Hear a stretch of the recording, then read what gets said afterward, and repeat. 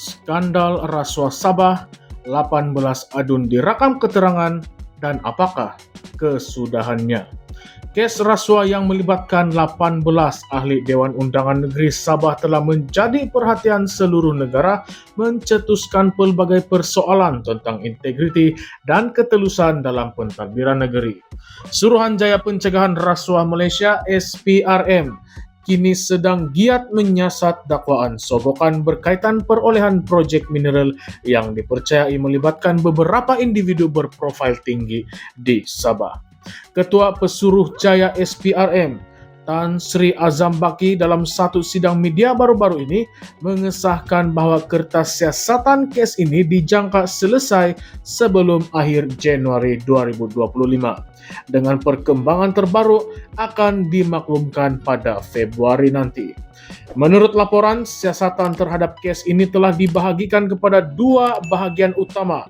Bahagian pertama melibatkan seorang pemberi maklumat dan bekas pegawai kerajaan negeri berkaitan jabatan mineral.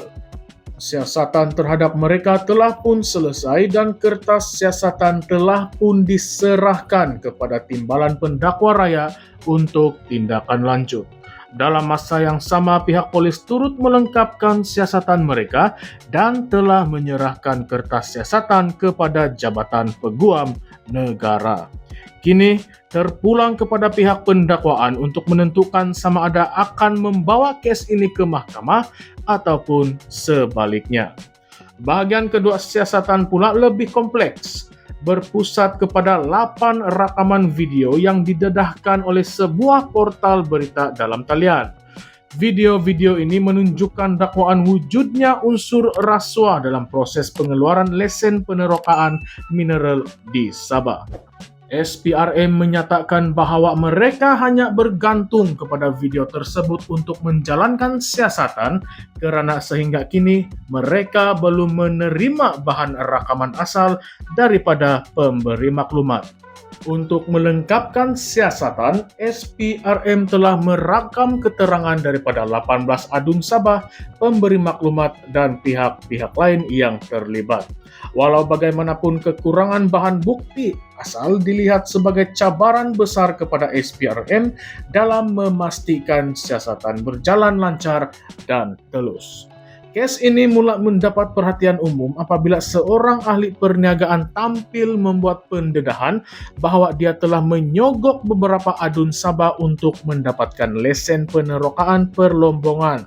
Pemberi maklumat ini mendakwa bahawa wujudnya kerjasama antara individu-individu berkepentingan termasuk bekas pegawai kerajaan dalam meluluskan lesen perlombongan secara tidak sah. Pendedahan ini membawa kepada pelancaran operasi khas oleh SPRM yang dikenali sebagai OPDUN. Dalam operasi ini, SPRM memberi tumpuan kepada pengumpulan bukti, rakaman keterangan saksi, dan pengesahan maklumat bagi memastikan kes ini dapat diselesaikan dengan adil.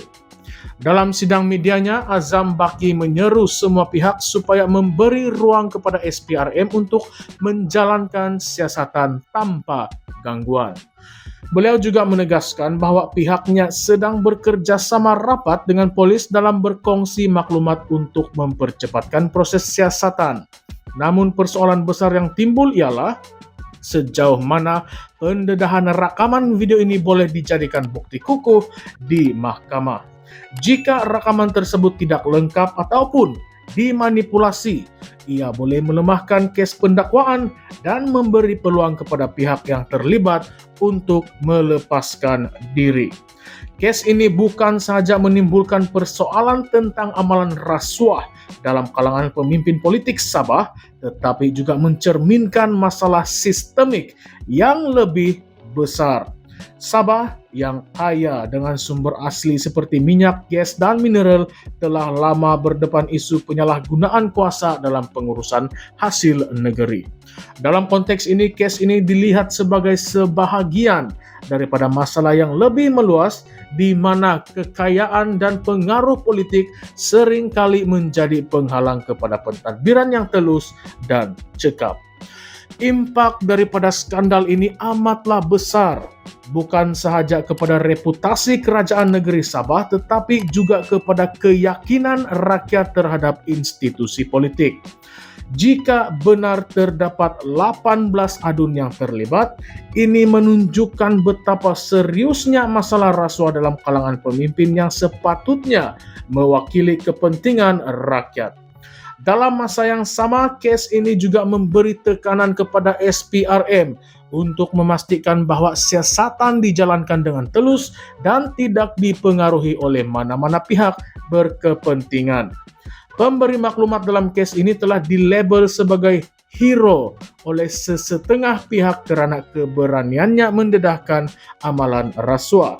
Namun, persoalan yang lebih rumit ialah apakah motif sebenar pemberi maklumat ini? Adakah beliau bertindak demi keadilan? Atau adakah beliau sendiri merupakan sebahagian daripada strategi politik untuk menjatuhkan pihak tertentu? Pendedahan seperti ini seringkali mencetuskan spekulasi bahwa ia adalah permainan politik yang lebih besar di mana individu atau pihak tertentu cuba memanfaatkan isu ini untuk kepentingan mereka sendiri.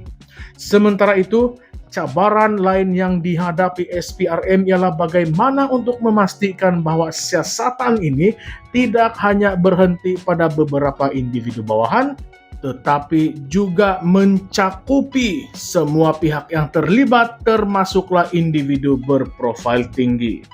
Dalam sejarah pentadbiran negara, banyak kes rasuah besar yang akhirnya tidak menghasilkan hukuman setimpal kerana kurangnya bukti kukuh atau tekanan politik yang mempengaruhi proses perundangan.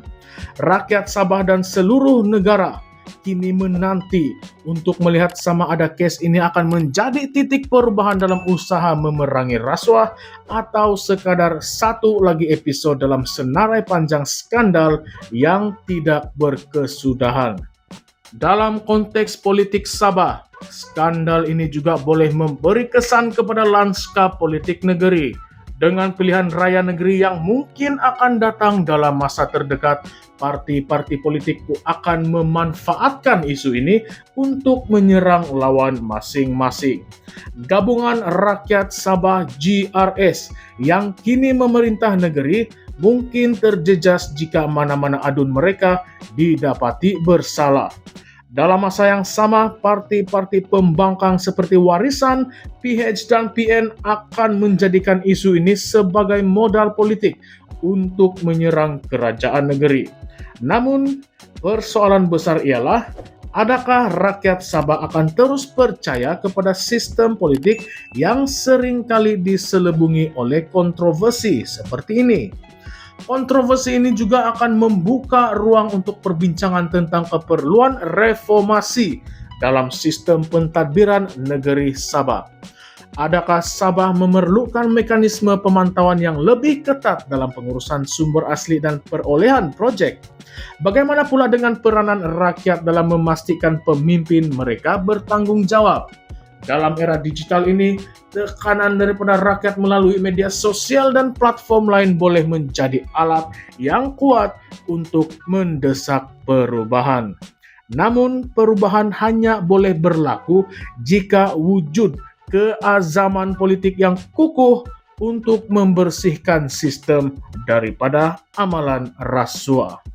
Akhirnya, persoalan terbesar yang timbul ialah apa nasib 18 adun yang direkam keterangan. Jika siasatan membuktikan bahwa mereka bersalah, apakah tindakan tegas yang akan diambil? Adakah mereka akan dipecat atau sekadar menerima hukuman yang ringan? Jika mereka tidak bersalah, adakah ini bermaksud wujud manipulasi dalam pendedahan kes ini? Semua persoalan ini kini menjadi perhatian utama rakyat Sabah dan seluruh negara. Bagi penonton, isu ini bukan sekadar tentang Sabah, tetapi tentang masa depan Malaysia secara keseluruhan. Apakah pandangan Anda tentang kes ini? Adakah ia mencerminkan masalah sistemik dalam politik Malaysia atau sekadar isu terpencil? Bagaimana rakyat boleh memainkan peranan untuk memastikan kes seperti ini tidak berulang? Kongsi pendapat Anda di ruangan komen dan jangan lupa untuk like, share, dan subscribe ke channel ini Currentsphere MY untuk terus mengikuti isu-isu terkini. Teruskan perbincangan karena suara Anda adalah kunci kepada perubahan. Sekian sahaja untuk video kali ini. Terima kasih semua.